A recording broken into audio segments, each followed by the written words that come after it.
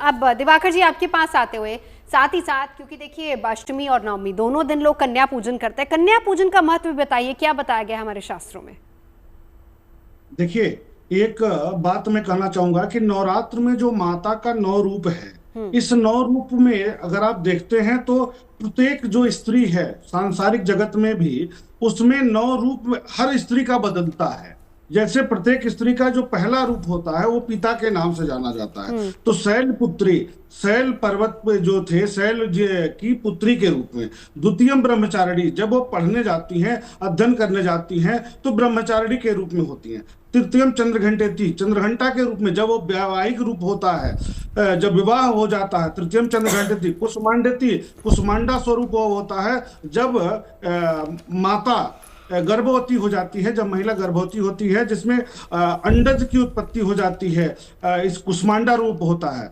तो तृतीयम चंद्रघंटेति कुसुमांडेति चतुर्थकम पंचमम स्कंद मातेति, यानी स्कंद कुमार की माता के रूप में जब उस बालक का जन्म हो जाता है, माता का जब माता का रूप बदल जाता है, बालक का जन्म हो जाता है, तब स्कंद माता के रूप में हो जाती है। उसके बाद माता का वह रूप होता है जब अपने बालक का, अपने बच्चे का विवाह करती है, तो वह कात्यायनी स्वरूप हो जाता है। उसके बाद काल रात्रि रूप आता है, यानी उसके बालक पर किसी भी प्रकार का कोई अरिष्ट आता है तो वह काली रूप में आकर के अपना प्रचंड स्वरूप दिखा करके उसकी रक्षा करती है। उसके बाद जब बालक बड़ा हो जाता है, अपने पैरों पर खड़ा हो जाता है, तो महागौरी के रूप में हो जाती हैं। और अंतिम जो स्वरूप होता है वह सिद्धदात्री के रूप में हो जाती है। तो बिल्कुल।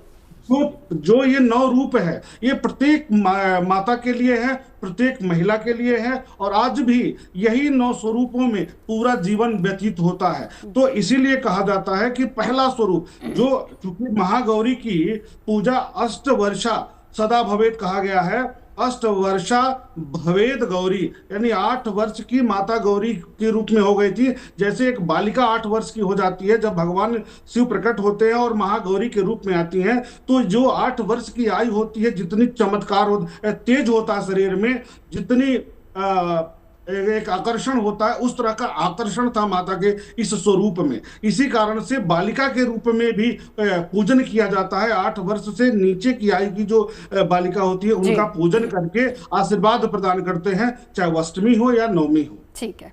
अब एक बार संजय जी आपके पास आते हुए कन्या पूजन का महत्व आप भी बता दीजिए, क्या रहता है, कितनी कन्याओं का पूजन, और क्या, क्योंकि इसमें कहा यह जाता है कि एक लंगूर पूजन भी होता है, उसका महत्व भी बताइए क्या होता है?